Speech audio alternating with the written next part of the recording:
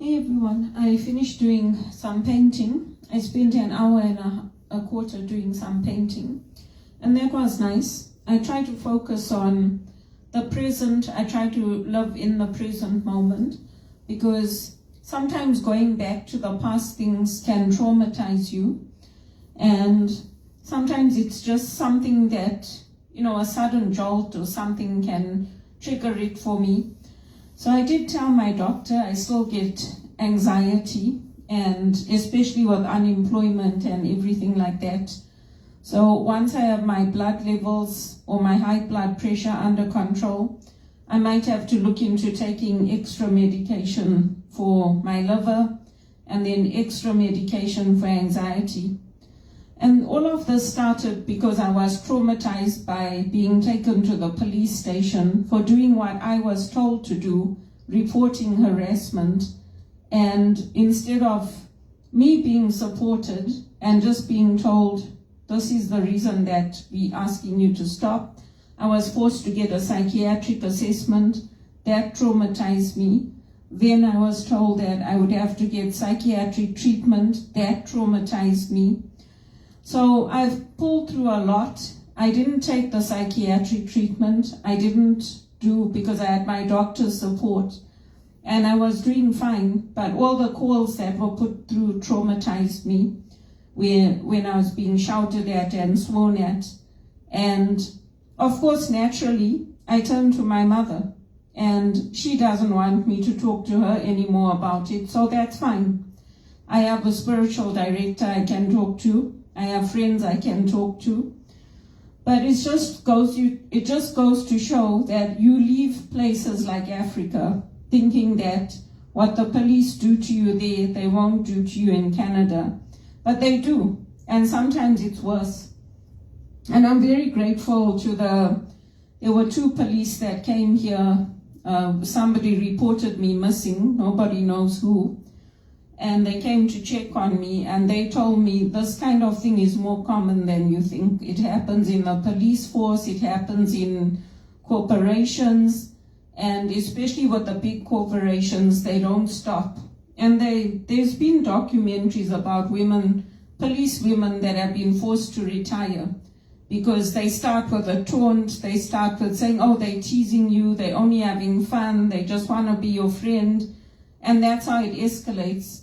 I had one colleague, she had a caretaker that liked her, and we worked together at Teleperformance. And she told me one day she came home and he was sitting naked in her apartment. And he told her, don't play hard to get. And she's like, are you insane? And he was a married man. And his wife was supporting him on this.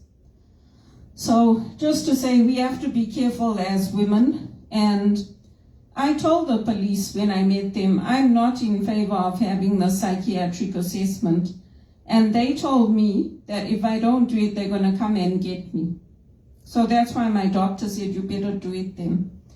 Because I should have been given a choice as to whether to do it or not. It should have been my decision, in my control, because it's my life.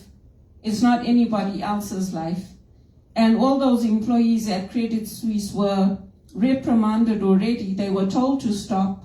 Messages were supposed to have been sent to everybody involved via HSBC. And the police even phoned Credit Suisse in front of me to ask, is Eddie there? And they told him, no, he's left. So they said, oh, well, we'll have to see what we can do. But that just goes to show you what happens to a woman, what happens to a life.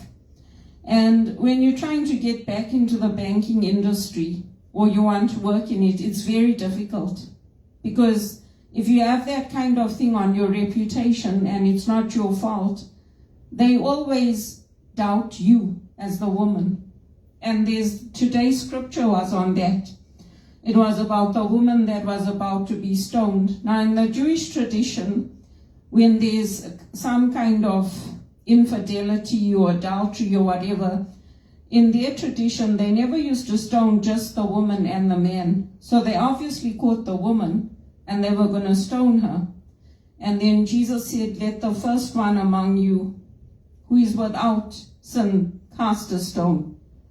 So that's exactly what it is. If I have a mental health breakdown, or if I scream and swear and shout, everybody comes down on me.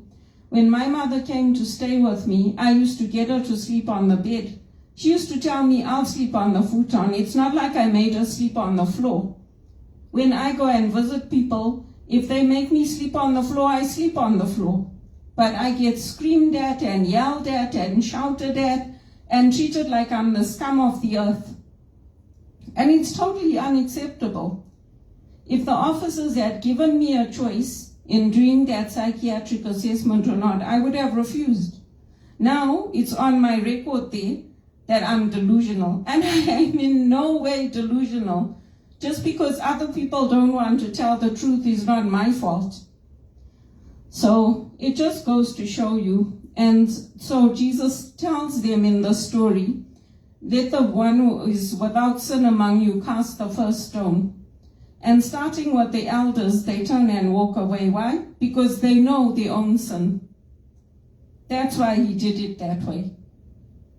And he stops to write, to pause to write on the ground, because maybe he was thinking about how he's going to respond to them. So it's the same thing in our Canadian society.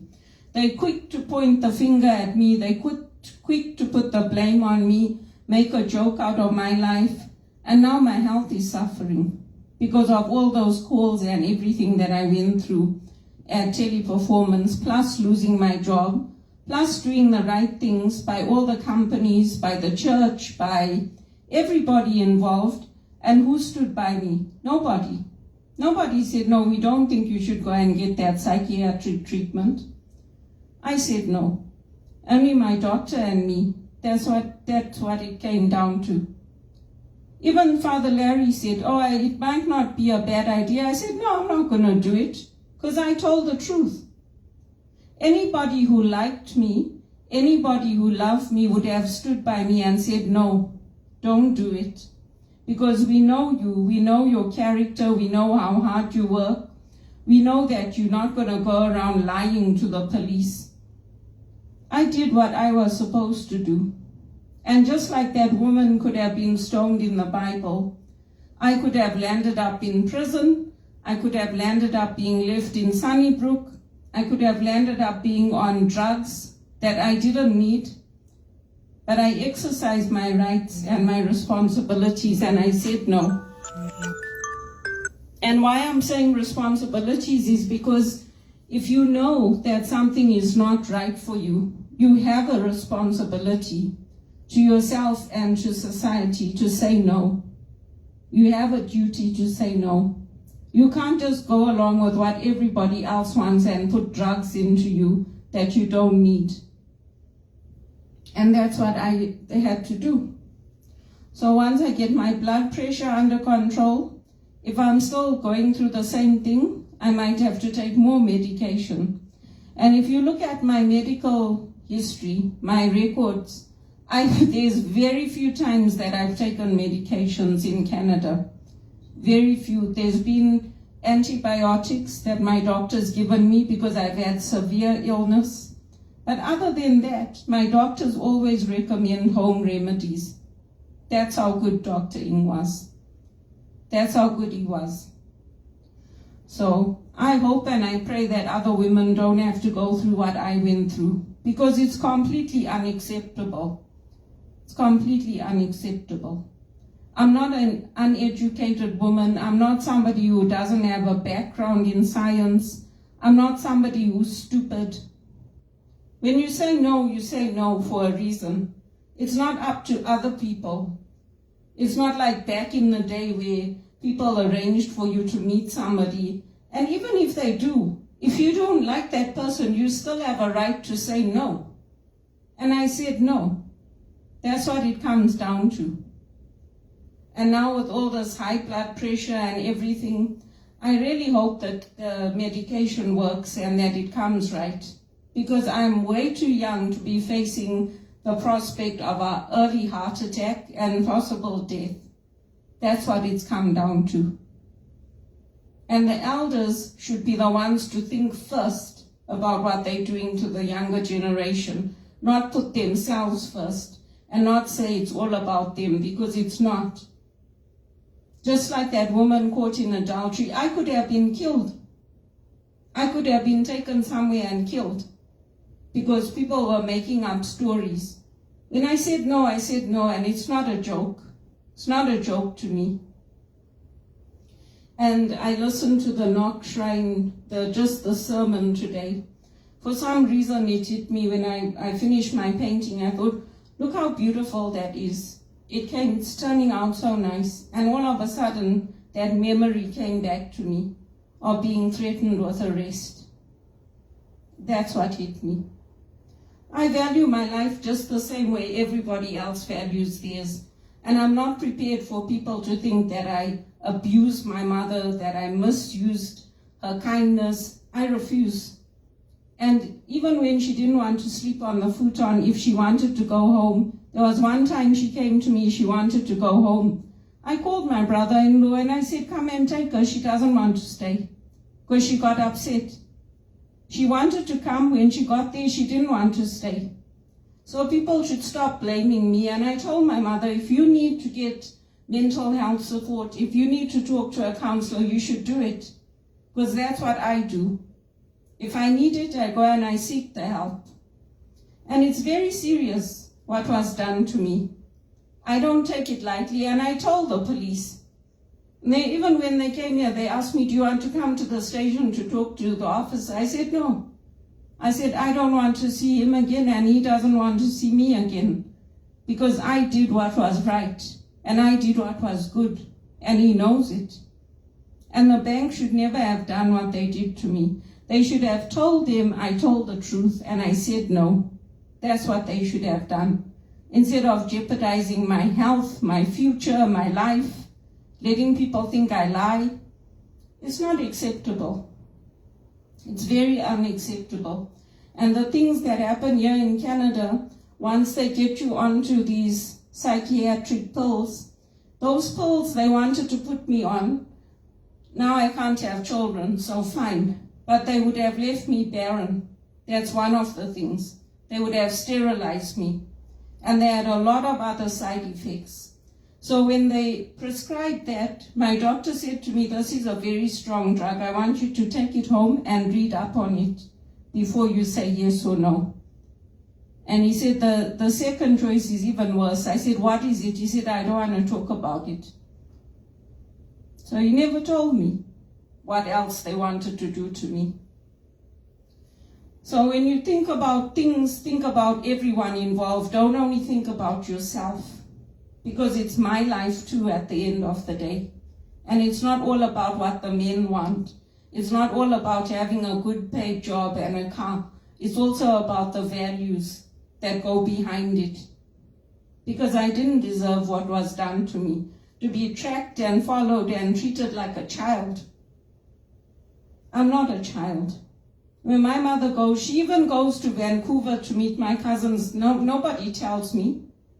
And then if I get upset, everyone wants to come down on me. Well, you know what? If you want to know where I'm going, ask me. If I want to tell you, I'll tell you. But if you go touring all over the place and you do things and you don't tell me, don't expect me to tell you. Because friends and family tell each other. That's how you form the bonds, and that's how you stay close as friends and family. I'll never forget what they did to me in this country. Until this day, it upsets me. Until this day, it upsets my friends, because it's completely unacceptable. It's completely unacceptable. And Sister Gilles Golding told me, you stand your ground. She said, the women in this country do not deserve what's done to them, and neither did you. I spoke to her. I spoke to many of the women at Regis College, and they could not believe what was happening to me. They could not believe it. Because at the end of the day, it's my life. And I always say, if God wants to take me, I hope he takes me quickly, because I do not want to suffer with the side effects of pills and shock treatment and being taken to Sunnybrook or left in a padded cell. I do not want all that. I deserve better in life. You think about that woman that they were going to stone to death for having an affair. It still happens today. I've never had an affair, but my friend in England, Bhavna, she always tells me, have an affair, because you don't do anything wrong, and they still come after you like you're the scum of the earth. So have an affair, and then all of them will be happy. It's really disgusting how I've gotten treated in this country. I could have taken it to Bono, but you know what? It's not his battle to fight. It's mine. And I'm strong enough. I fought it alone. And I came out of it. So I'm a strong woman. And people should stop challenging me. Because you know what? It's not your life. It's mine. And always people say, God is with you. Yes, God is with me. But at the end of the day, I didn't have to go through what I went through, including on those calls that were set up through Teleperformance and other places. HSBC, all the places I worked. It's not a joke for me.